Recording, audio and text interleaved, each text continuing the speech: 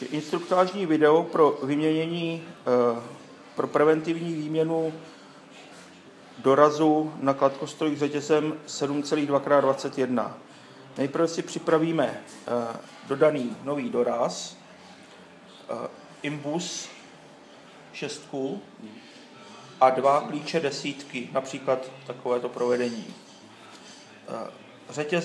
Řetězem na kladkostroji sjedeme do spodní úplně tak, abychom ve vaku měli jenom pár centimetrů řetězu a doraz. Demontujeme vak pomocí dvou klíčů 10.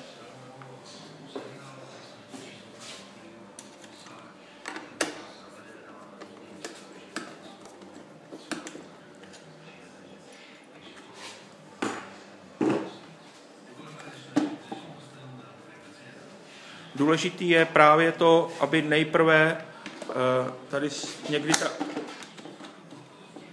ten vak tam je na pružině, to znamená, že za ten šroub je potřeba s citem zabrat, například kombinačkama, a je právě důležité, aby ten ve vaku byl pouze bylo malé množství řetězu, aby když uvolníte vak, vlastně vám nespadnul, nezranil vás.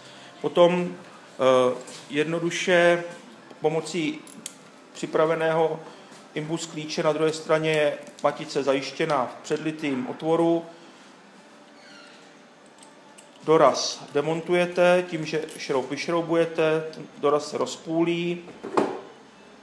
Doraz potom následně vyhodíte do hliníkového odpadu a dodaný dvoušroubový doraz rozpůlíte a namontujete na stejné místo tím, že ho nasadíte takto na článek. Ono to vlastně jinak ani nelze, to je úplně jednoduché, patrné, a pečlivě šrouby utáhnete. Závity jsou v těle protikusu, takže zase není potřeba jiný další nástroj.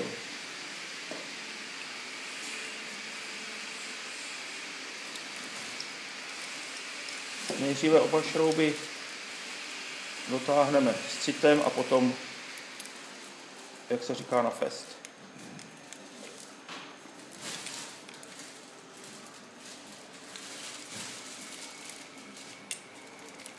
Tak, tím je výměna. Ještě můžeme udělat pohled ze spodu, jak to má vypadat. Ano, tak to. Tady jsou vidět ty závity z druhé strany, které jsou v tělese toho protikusu. Tady nesmí být žádná mezera, což je naprosto jasné, myslím.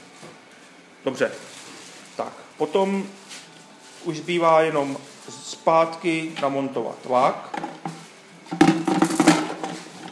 Zase držák vaku je na pružně, takže je tam mírný předpětí, je potřeba trošku zabrat proti pružině. Lépe se to dělá samozřejmě ve dvou, zvlášť pokud se takováhle operace dělá ze žebříku, tak pokud se dělá z nějaké vysokozdvižné plošiny a podobně, je to samozřejmě vždycky pohodlnější. Tak. Můžeme si pomoct i, jak vidíte, i mírným poklepem, tak aby projel šroub na druhou stranu, protože prostě ta pružina je poměrně silná u toho vaku a je to proto, aby vlastně ten vak byl přiklopený k tělesu kladkostroje i že šroub máme nasazený. Museli jsme trošku zabrat, protože ten vak je na poměrně silné pružině, ano. A je to proto, aby i když je plný řetězu, se přimykal zpátky ke kladkostroji. Posadíme zpátky samojistnou matku a utáhneme zase pomocí dvou klíčů číslo 10. Například takovýchto.